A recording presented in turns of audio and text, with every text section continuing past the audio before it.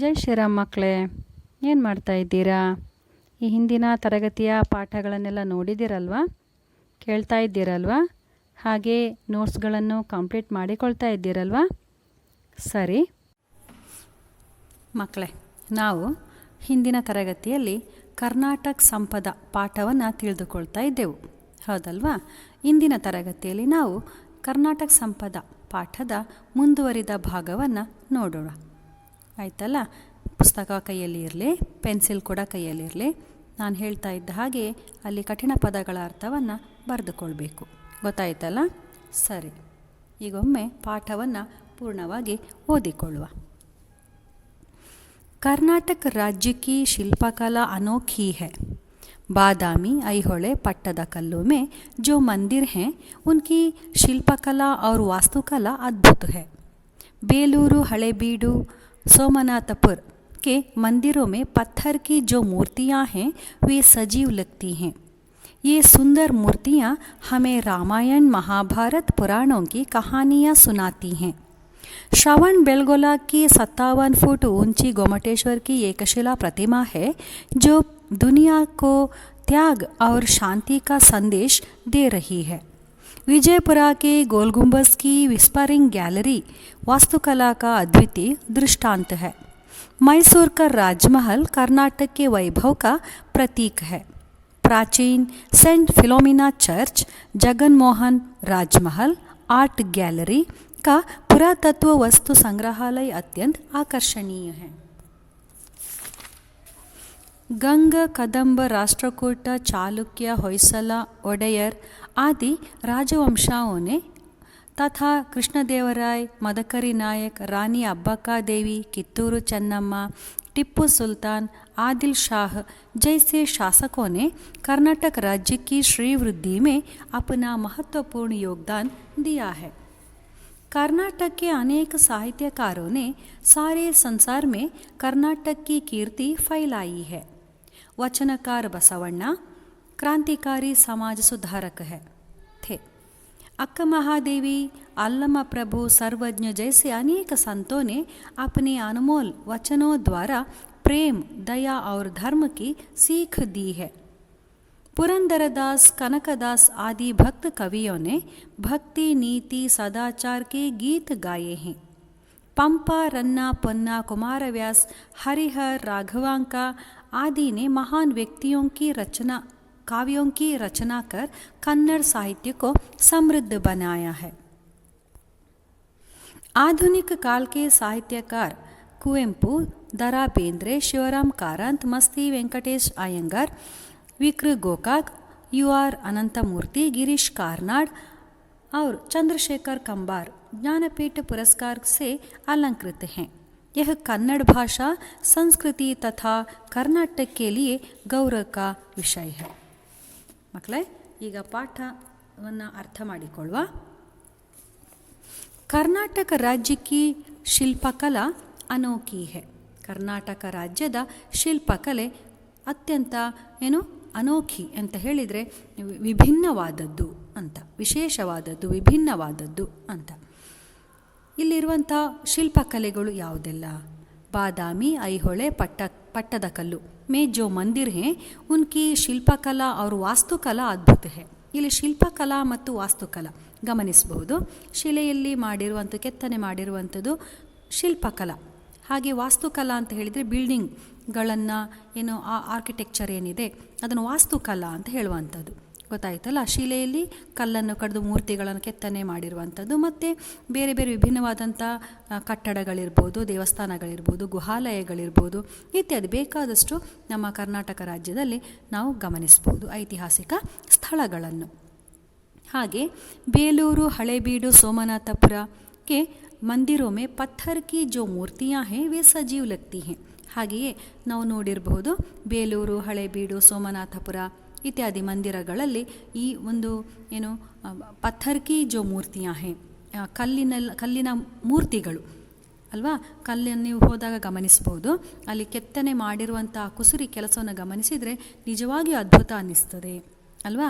ಅದು ವೇ ಸಜೀವ್ ಲಗ್ತಿ ಹೇ, ಸಜೀವ ಅಂದರೆ ಏನೋ ನಮಗೆ ಕಥೆಯನ್ನು ಹೇಳ್ತಾ ಇದೆ, ಶಿಲೆಗಳು ಸಂಗೀತವ ಹಾಡಿವೆ ಅಂತ ಪದ್ಯನ ಕೇಳಿರ್ಬೋದಲ್ವ ನೀವು.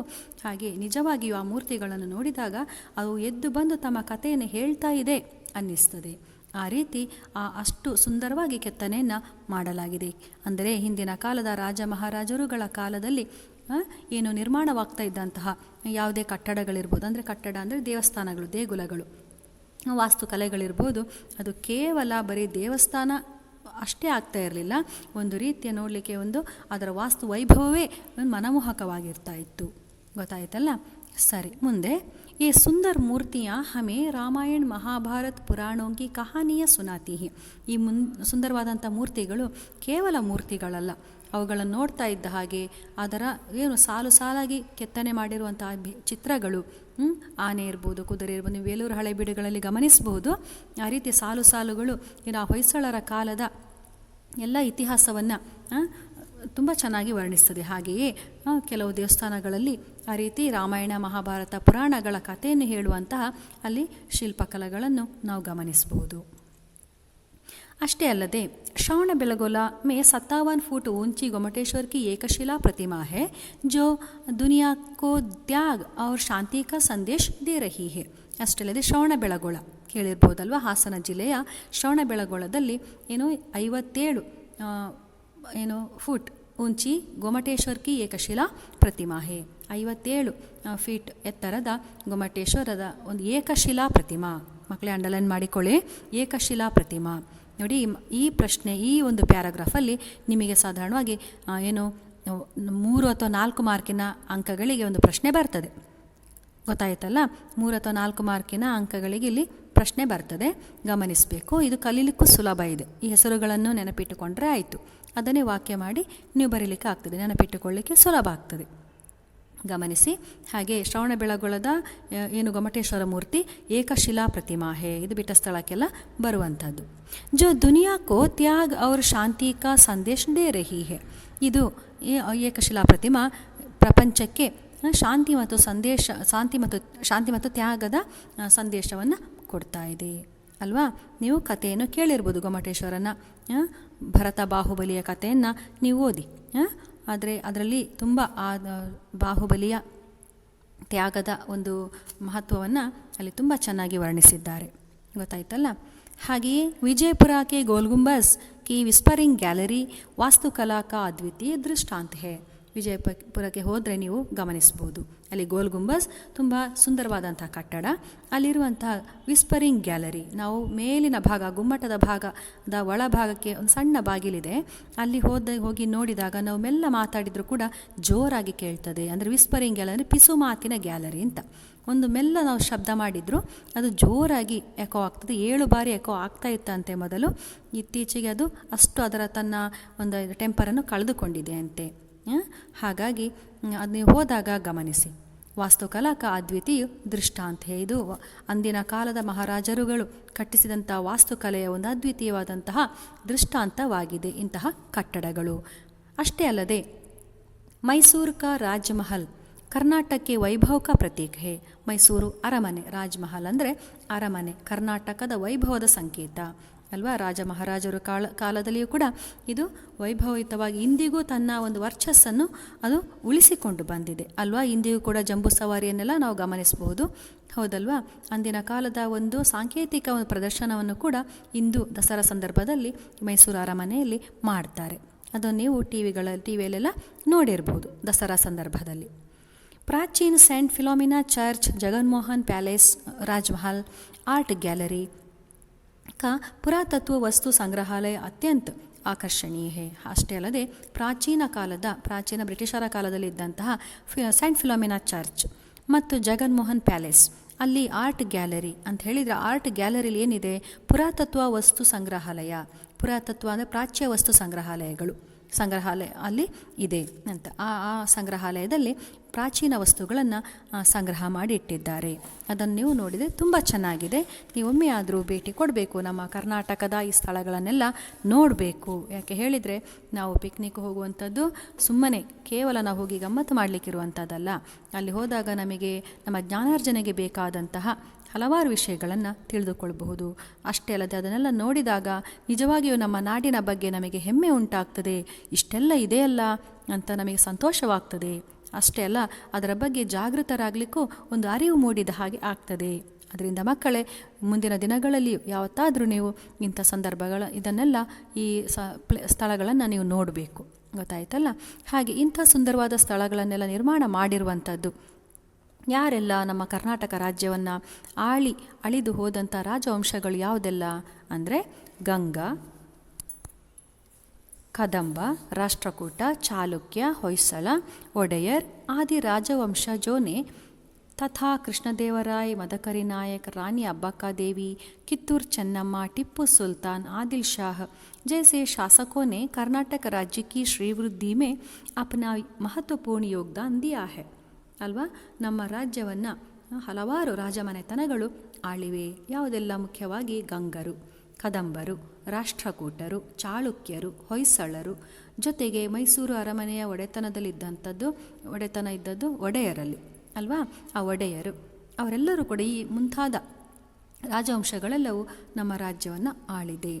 ಪ್ರತಿ ರಾಜವಂಶದಲ್ಲೂ ಸಹ ಕೆಲವರು ಪ್ರಮುಖವಾದಂಥ ದೊರೆಗಳು ಇದ್ದರು. ಯಾರೆಲ್ಲ?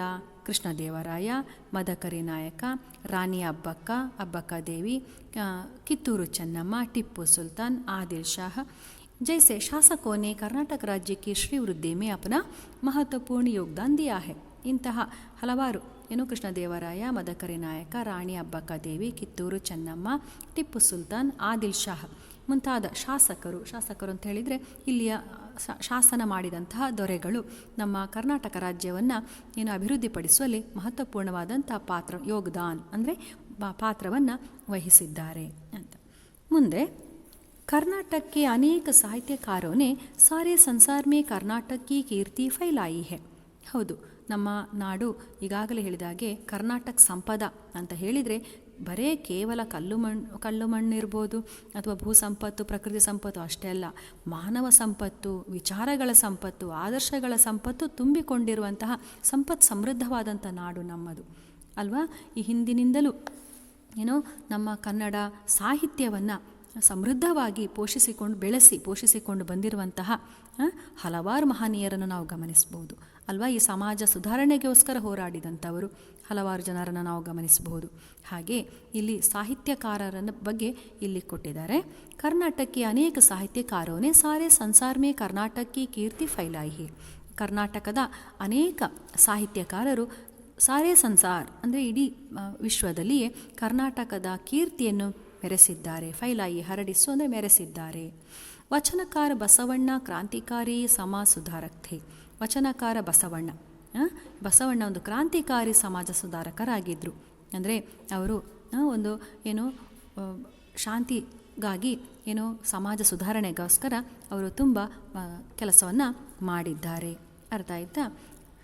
अक्का महादेवी, अल्लमा प्रभु, सर्वज्ञ जैसे अनेक संतों ने अपने अनमोल वचनों द्वारा प्रेम, दया और धर्म की सीख दी है. ಅಷ್ಟೇ ಅಲ್ಲದೆ ಅಕ್ಕ ಮಹಾದೇವಿ, ಅಲ್ಲಮ ಪ್ರಭು, ಸರ್ವಜ್ಞ ಇಂತಹ ಮುಂತಾದ ಸಂತ ಕವಿಗಳು, ಇವರೆಲ್ಲ ಸಂತ ಕವಿಗಳು. ಗಮನಿಸಿ, ಕ್ರಾಂತಿಕಾರಿ ಸಮಾಜ ಸುಧಾರಕ ಬಸವಣ್ಣ, ಸಂತ ಕವಿಗಳು ಇವರೆಲ್ಲ ಅಕ್ಕಮಹಾದೇವಿ, ಅಲ್ಲಮ ಪ್ರಭು, ಸರ್ವಜ್ಞ ಇವರೆಲ್ಲರೂ ಏನು ಮಾಡಿದರು? ಅನಮೋಲ್ ವಚನಗಳನ್ನು ರಚನೆ ಮಾಡಿದ್ದಾರೆ. ಅಮೂಲ್ಯವಾದಂತಹ ವಚನಗಳನ್ನು. ಇದು ಕನ್ನಡ ಸಾಹಿತ್ಯದಲ್ಲಿ ತುಂಬ ಪ್ರಸಿದ್ಧವಾಗಿರುವಂಥದ್ದು. ಬೇರೆ ಯಾವ ಸಾಹಿತ್ಯದಲ್ಲೂ ಇಷ್ಟು ಚಂದದಲ್ಲಿ ಕಂಡು ಬರೋದಕ್ಕೆ ಸಾಧ್ಯ ಇಲ್ಲ. ಹಾಗೆ ಈ ವಚನಗಳು ವಚನಗಳು ಅಂತ ಹೇಳಿದರೆ ಗಮನಿಸಿರ್ಬೋದು, ಕನ್ನಡದಲ್ಲಿ ಬರ್ತದೆ ಗದ್ಯವೂ ಅಲ್ಲದ ಪದ್ಯವೂ ಅಲ್ಲದ ಸಾಹಿತ್ಯದ ಒಂದು ಪ್ರಕಾರ ಅಂತ. ಗೊತ್ತಾಯ್ತಾ? ವಚನಗಳು ಅಂತ ಹೇಳಿದರೆ ಅದರ ಮೂಲಕ ಅಂದರೆ ಜನಸಾಮಾನ್ಯರಿಗೆ ಅರ್ಥವಾಗುವಂಥ ಸರಳ ಭಾಷೆಯಲ್ಲಿ ಅದನ್ನು ನಿರೂಪಣೆ ಮಾಡಿದ್ದಾರೆ. ಹೌದಲ್ವಾ? ಕಠಿಣ ಪದಗಳನ್ನು ಹಾಕಿದರೆ ಸರಳವಾಗಿ ಜನರನ್ನು ತಲುಪುವುದು ಕಷ್ಟವಾಗ್ತದೆ. ಹಿಂದಿನ ಸಾಹಿತ್ಯಕಾರರೆಲ್ಲ ಹಾಗೆ ಮಾಡ್ತಾಯಿದ್ರು. ಅದೇ ರೀತಿಯ ರಚನೆಗಳನ್ನು ನೀವು ಕನಕದಾಸರು, ಪುರಂದರದಾಸರ ಬಗ್ಗೆ ಗಮನಿಸಬಹುದು. ಅವರು ಕೂಡ ಹಾಗೆಯೇ ಆಡು ಮಾತಿನಲ್ಲಿಯೇ ಸರಳ ಭಾಷೆಯಲ್ಲಿಯೇ ಜನರ ಮನ ಮುಟ್ಟುವಂಥ ಕವಿತಾ ರಚನೆಗಳನ್ನು ಮಾಡಿದ್ದಾರೆ. ಅಂದರೆ ಇವರೆಲ್ಲ ವಚನಗಳ ಮೂಲಕ ಪ್ರೇಮ ದಯೆ ಧರ್ಮವನ್ನು ಅದರ ಒಂದು ಅರಿವನ್ನು ಮೂಡಿಸಿದ್ದಾರೆ. ಸೀಖ್ ದೀಹೆ ಅರಿವನ್ನು ಮೂಡಿಸಿದ್ದಾರೆ. ಅಷ್ಟೇ ಅಲ್ಲದೆ ಈಗಾಗಲೇ ಹೇಳಿದಾಗೆ ಪುರಂದರದಾಸರು, ಕನಕದಾಸ್ ಆದಿ ಭಕ್ತ ಕವಿಯೋನೆ ಭಕ್ತಿ ನೀತಿ ಸದಾಚಾರಕ್ಕೆ ಗೀತ್ ಗಾಯೆ ಹೇ. ಅಂದರೆ ಸಮಾಜದಲ್ಲಿ ಯಾವಾಗ ಒಂದು ಅಹಿತಕರವಾದಂಥ ವಾತಾವರಣ ಮೂಡಿದಾಗ, ಜನರಲ್ಲಿ ಒಂದು ರೀತಿಯ ಮನಕ್ಷೋಭೆ ಉಂಟಾದಾಗ, ಅಂಥ ಸಂದರ್ಭದಲ್ಲಿ ಇಂಥ ಕವಿಗಳು ಏನು ಮಾಡ್ತಾಯಿದ್ರು ಅಂತ ಹೇಳಿದರೆ, ಜನರಲ್ಲಿ ಒಂದು ರೀತಿಯ ಜೀವನ ಉತ್ಸಾಹವನ್ನು ಮೂಡಿಸಲಿಕ್ಕೆ, ದೇವರಲ್ಲಿ ಒಂದು ಭಕ್ತಿಯನ್ನು ಮೂಡಿಸಲಿಕ್ಕೆ, ಹಾಗೆ ಜೀವನದ ಉದ್ದೇಶವನ್ನು ತಿಳಿಸ್ಲಿಕ್ಕೋಸ್ಕರ ಹಲವಾರು ಕವಿತೆಗಳನ್ನು ರಚನೆ ಮಾಡಿದ್ದಾರೆ. ಅಂದರೆ ಭಕ್ತಿ, ನೀತಿ, ಸದಾಚಾರ ಇತ್ಯಾದಿಗಳ ಬಗ್ಗೆ ಅವರು ಗೀತವನ್ನು ಕೀರ್ತನೆ, ಇಲ್ಲಿ ಇವರು ರಚನೆ ಮಾಡಿರುವಂಥದ್ದು ಕೀರ್ತನೆಗಳು. ಆ ಕೀರ್ತನೆಗಳನ್ನು ರಚನೆ ಮಾಡಿ ಸ್ವತಃ ಹಾಡಿದ್ದಾರೆ ಅಂತ ಉಲ್ಲೇಖ ಇದೆ. ಹಾಗೆ ಪಂಪ, ರನ್ನ, ಪೊನ್ನ, ಕುಮಾರವ್ಯಾಸ, ಹರಿಹರ, ರಾಘವಾಂಕ ಆದೀನೆ ಮಹಾನ್ ಕಾವ್ಯೋಂ ಕಿ ರಚನಾಕರ್ ಕನ್ನಡ ಸಾಹಿತ್ಯಕ್ಕೂ ಸಮೃದ್ಧ ಬನಾಯ ಹೇ. ನಮ್ಮ ಕನ್ನಡದ ಆದಿಕವಿ ಯಾರು? ಪಂಪ. ಹಾಗೆಯೇ ಆ ಹಳೆಗನ್ನಡದ ಕವಿಗಳು ರನ್ನ, ಪೊನ್ನ, ಜನ್ನ ಇತ್ಯಾದಿ ಸುಮಾರು ಜನ ಇದ್ದಾರೆ, ತುಂಬ ಜನ ಇದ್ದಾರೆ. ಕುಮಾರವ್ಯಾಸ, ಹರಿಹರ, ರಾಘವಾಂಕ ಇವರೆಲ್ಲರೂ ಕೂಡ ಪೂರ್ವದಿಂದಲೂ ಕನ್ನಡ ಸಾಹಿತ್ಯದಲ್ಲಿ ಉತ್ತಮೋತ್ತಮವಾದಂತಹ ಕಾವ್ಯ ರಚನೆಯನ್ನು, ಬೃಹತ್ ಗ್ರಂಥಗಳನ್ನು ರಚನೆ ಮಾಡಿ ಏನು ಮಾಡಿದ್ದಾರೆ? ಕನ್ನಡ ಭಾಷಾ ಸಾಹಿತ್ಯವನ್ನು ಸಮೃದ್ಧಗೊಳಿಸಿದ್ದಾರೆ ಅಂತ ಗೊತ್ತಾಯ್ತಲ್ಲ. ಮುಂದೆ ನೋಡುವ. ಇದೆಲ್ಲ ಏನು ಹಿಂದಿನ ನಮ್ಮ ಹಳೆಗನ್ನಡದ ಕವಿಗಳಾಯಿತು, ಹಿಂದಿನ ಕಾಲದ ಕವಿಗಳಾಯಿತು. ಇನ್ನು ಆಧುನಿಕ ಕಾಲದಲ್ಲಿ ನಮ್ಮ ಕನ್ನಡ ಸಾಹಿತ್ಯವನ್ನು ಸಮೃದ್ಧಗೊಳಿಸಿ ಉತ್ತಮೋತ್ತಮ ಸಾಧನೆ ಮಾಡಿದಂಥ ಸಾಧಕರು ಯಾರು ಅನ್ನುವಂಥದ್ದನ್ನು ಮುಂದಿನ ಪ್ಯಾರದಲ್ಲಿ ನೋಡುವ. ಆಧುನಿಕ ಕಾಲ के साहित्यकार कुवेंपु, दरा बेंद्रे, शिवराम कारंत, मास्ती वेंकटेश अयंगार, विक्र गोकाक, UR अनंतमूर्ति, गिरीश कार्नाड और चंद्रशेखर कंबार ज्ञानपीठ पुरस्कार से अलंकृत हैं. यह कन्नड़ भाषा, संस्कृति तथा कर्नाटक के लिए गौरव का विषय है. ಹೀಗೆ ಆಧುನಿಕ ಕಾಲದಲ್ಲಿಯೂ ಕೂಡ ಏನು ಹಲವಾರು ಸಾಹಿತಿಗಳು, ಕವಿಗಳು ಏನು ಉಗಮಿಸಿದ್ದಾರೆ. ಅಂದರೆ ಯಾರೆಲ್ಲ? ಕನ್ನಡದಲ್ಲಿ ಕೃಷಿಯನ್ನು ಮಾಡಿದಂಥವರು, ಕನ್ನಡ ಭಾಷಾ ಕೃಷಿಯನ್ನು ಮಾಡಿದವರು ಯಾರೆಲ್ಲ ಅಂತ ಹೇಳಿದರೆ, ಆಧುನಿಕ ಕಾಲಕ್ಕೆ ಸಾಹಿತ್ಯಕಾರ ಕುವೆಂಪು, ರಾಷ್ಟ್ರಕವಿ ಕುವೆಂಪು, ದರಾ ಬೇಂದ್ರೆ, ಶಿವರಾಮ ಕಾರಂತ್, ಮಾಸ್ತಿ ವೆಂಕಟೇಶ್ ಅಯ್ಯಂಗಾರ್, ವಿಕ್ರ ಗೋಕಾಕ್, UR ಅನಂತಮೂರ್ತಿ, ಗಿರೀಶ್ ಕಾರ್ನಾಡ್ ಅವರು ಚಂದ್ರಶೇಖರ್ ಕಂಬಾರ್ ಜ್ಞಾನಪೀಠ ಪುರಸ್ಕಾರವನ್ನು ಪಡೆದುಕೊಂಡಿದ್ದಾರೆ ಅಲ್ವಾ. ಅಷ್ಟೇ ಅಲ್ಲದೆ ಇವರೆಲ್ಲ ಕನ್ನಡ ಭಾಷಾ ಸಂಸ್ಕೃತಿ ತಥಾ ಕರ್ನಾಟಕಕ್ಕೆ ಲಿಯೇ ಗೌರವಕ ವಿಷಯ ಹೇ ಅಲ್ವಾ. ನಮ್ಮ ಕನ್ನಡಕ್ಕೆ 8 ಜ್ಞಾನಪೀಠ ಪುರಸ್ಕಾರಗಳು ಬಂದಿದೆ, ಹೌದಲ್ಲ ಮಕ್ಕಳೇ. ಹಾಗೆ ಇದು ನಮ್ಮ ಕನ್ನಡ ಸಾಹಿತ್ಯಕ್ಕೆ ಒಂದು ಸಂದಂಥ ಅತ್ಯುತ್ತಮವಾದಂಥ ಗೌರವ ಅಂತ ನಾವು ಹೇಳಬಹುದು ಅಲ್ವಾ. ಅರ್ಥ ಆಯ್ತಾ ಮಕ್ಕಳೇ? ಈ ಪಾಠವನ್ನು ಓದಿ ಅರ್ಥ ಮಾಡಿಕೊಳ್ಳಿ.